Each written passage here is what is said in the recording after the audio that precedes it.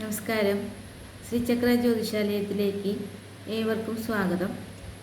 ഇന്ന് നവരാത്രിയുടെ 3-ാം ദിനമാണ് അല്ലേ?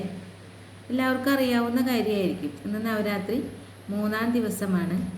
ഈ നവരാത്രി 3-ാം ദിവസത്തിൽ നമ്മൾ ചന്ദ്രഘണ്ഠാദേവി, ചന്ദ്രഘണ്ഠാഭാവത്തിലുള്ള ദേവിയെയാണ് ആരാധിക്കേണ്ടത്, അതായത് ഉപാസിക്കേണ്ടത്.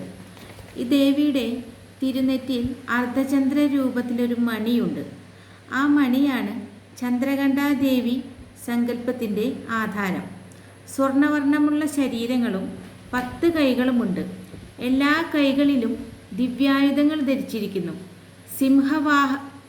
സിംഹവാഹനസ്ഥനായ ദേവിയുടെ മണിനാദം കേട്ടാൽ തന്നെ ദുഷ്ടന്മാർക്ക് ഭയവും ശിഷ്ടജനങ്ങൾക്ക് ശാന്തിയും ലഭിക്കുന്നതാണ്.